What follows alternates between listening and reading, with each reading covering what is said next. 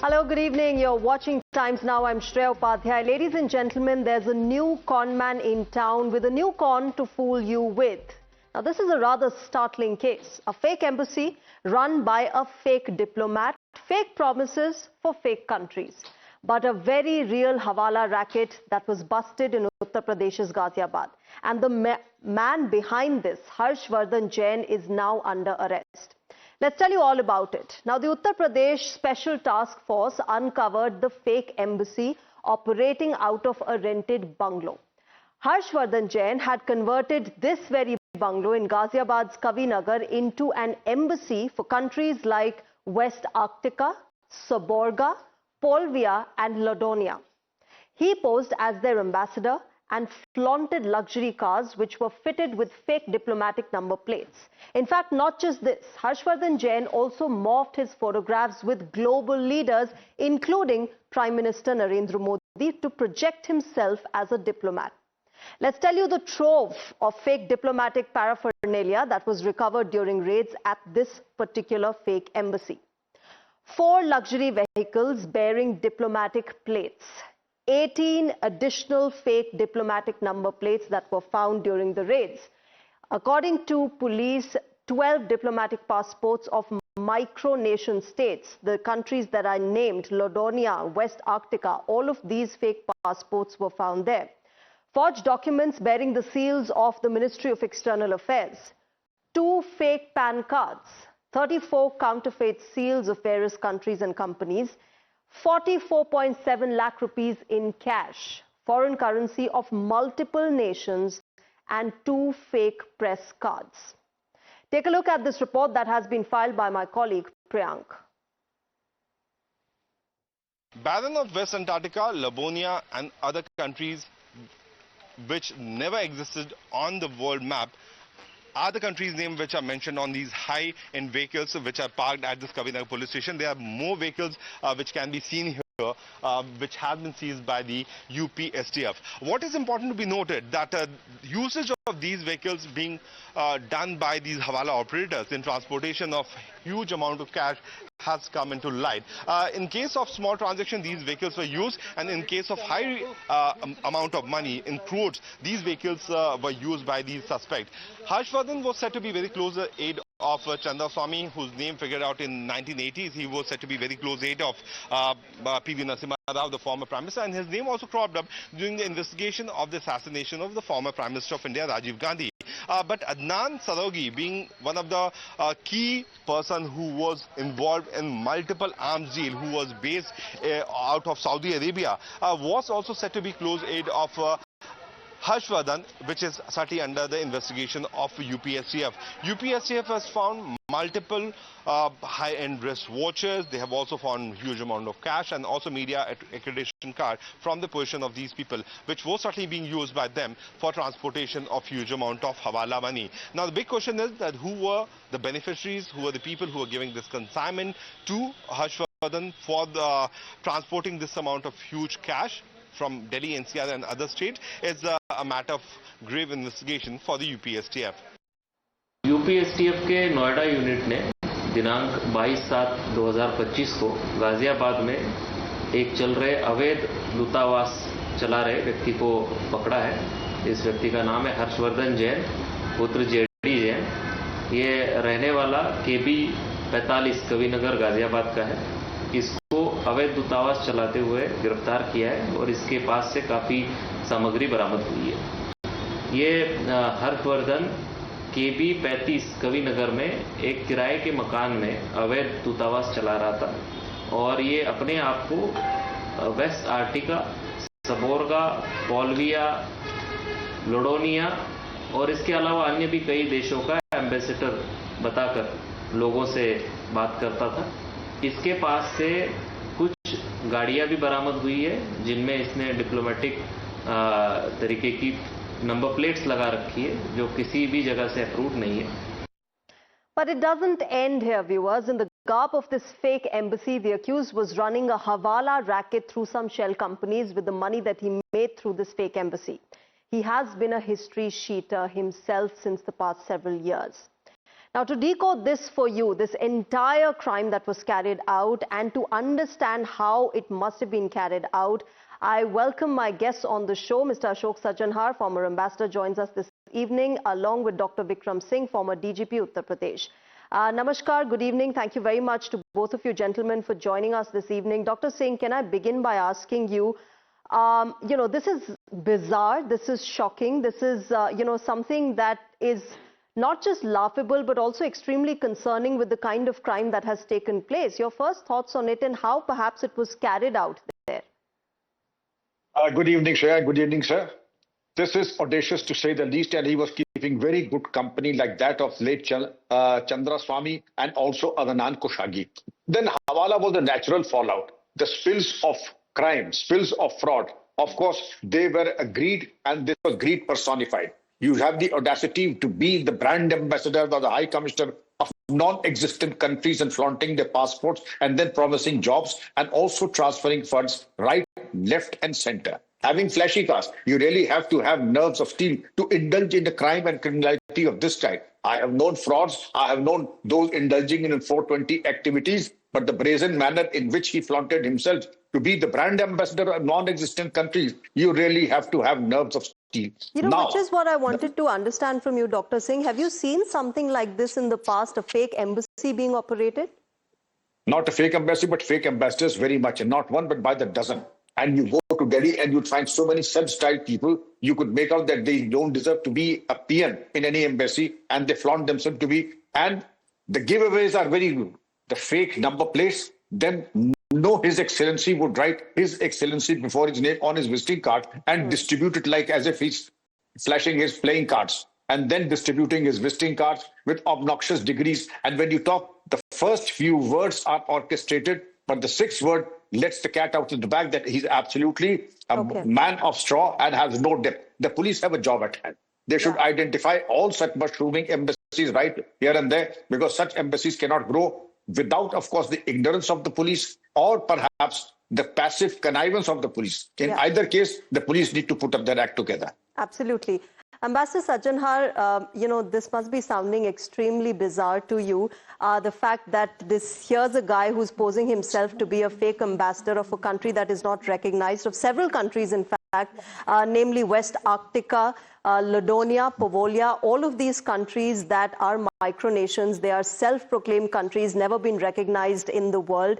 And for somebody to be posing that way and have forged External Affairs Ministry documents, passports, CD card number plates, which are only specifically used by embassy officials, all of these, might sound extremely bizarre, but they're also extremely concerning. The fact that he was able to do this, he was able to forge all these documents. No, absolutely. Thank you very much, Shreya. I quite agree with what Dr. Singh has said and what you have said, because this is absolutely unbelievable that he could do it and he could get away with it. I think really the police, meaning this is a case that has come up. And as you said right at the beginning, meaning if it was not so serious, it would be a matter of great mirth and, you would laugh at what he's been able to do. But the fact that he's been able to get away with it, and what the potential for mischief, because, when you're traveling in a CD number car, then what it has, it has diplomatic immunity. It has diplomatic privileges. You might be carrying drugs in that, and you will say that, this is a CD number plate. No, if on the face of it, prima facie, if it is evident, okay, you have, your diplomatic card or a diplomatic passport or something on which it is inscribed, the police will take it at face value. They are not going to sort of, question. And then very intelligently, the names of the countries that have been selected, West Arctica, so okay, you think Arctic is something that I've heard about earlier. So maybe West Arctica is also something related to that or something. Or Londonia, okay, London, yes, I mean, that is it. Maybe there is a country also by that name. So, in that sense, he is being wicked, but he's also used that intelligently. And then in terms of money laundering, transferring, in terms of, what I'm apprehensive about that. All the, the hawala rackets and everything that goes on. Dr. Singh will know better about all these things. We don't come into such straight and direct contact with all these things. But I can just look at the potential of its misuse in terms of transportation of drugs, in terms of taking things from one place to the other without any investigation taking place. And that he could do it in such a brazen manner, in such an audacious manner. I think first thing is that it has been located. The police should be able to find out how long has it been going on, because how that long, would and the kind of people that have been involved in it. Dr. Singh, of course, this kind of a crime reflects the vulnerability of people around, also the fact that they were ready to believe somebody like him for, the kind of crime that was taking place. But like you mentioned, and I'm glad you mentioned that, the connivance of the people involved in this entire systemic crime that was being carried out. As far as that is concerned, how do you think that can be tackled with? Because obviously, here's a rented bungalow that is being used as a fake embassy. Obviously, there are, police personnel who must be aware. It cannot operate without the understanding and awareness of the security personnel around, isn't it? It's very true, Shreya. It is just not possible for an embassy like this, a fake embassy at that, to just surface or drop down from the heavens. And the police today is very sharp, articulate, cyber-friendly. And I, for one, would refuse to believe that they were not aware of the devious activities and the criminal activities of this man. And to say that perhaps it's a good thing that the UP STF has now taken up the investigation at the highest level, because I, for one, would have my reservations had this been investigated by the local police station. The local police station was either too dumb or too complicit or both. In either case, they did not have it in them to investigate this man. And therefore, I would say STF would thoroughly interrogate him, put him through a lie detector test, understand the cash flow, inflow, and if there's another dimension of human trafficking, fake jobs, which I'm sure there would be, and then the use of CD cars to transport not only the surplus cash and also the hawala money, as also the drugs and other contraband. You may never know, but there's also a talk of arms and ammunition also being transported, because these are very safe passage cars which have CD. No police officer would dare check them, and they would give a salute to this fake diplomat and then give him the go-by. Therefore, I would say it is good that the STF is interrogating all his antecedents, his tax returns, and his foreign trips, his associates, and whatever income tax returns he may have submitted. That needs to be investigated, and his properties too, Shreya. It is a long drawn-out investigation with the help of chartered accountants and also the real estate agents, totally combined into one, and there may be a scope for the ED also to take up the investigation. As they say, trace the money, and you'll get to the source of this entire crime, and that's perhaps one of the foremost things that the STF will be doing now. Ambassador Sajjanhar, people like me and others would not know the nitty-gritties of what goes around in embassies and what goes around in probably the documentation that takes place. For a layman to understand that this is fake and this is a genuine operational office of a certain country, what would be the first few things that we should be looking at just to know that, okay, this is something genuine and this is fake? I think the first thing that really would come to my mind is that if there is a diplomatic establishment, even if it's an embassy or a consulate general or whatever it is, there has to be some regular security police presence outside that. And you would see that, outside any embassy, it is the Ministry of External Affairs, Ministry of Home Affairs, together the government puts up security for all these embassies and for all these consulates. Now it might not be available there at the residences of all the officers, but definitely as far as the heads of mission are concerned, ambassadors are concerned, they definitely would have regular government authorized approved security.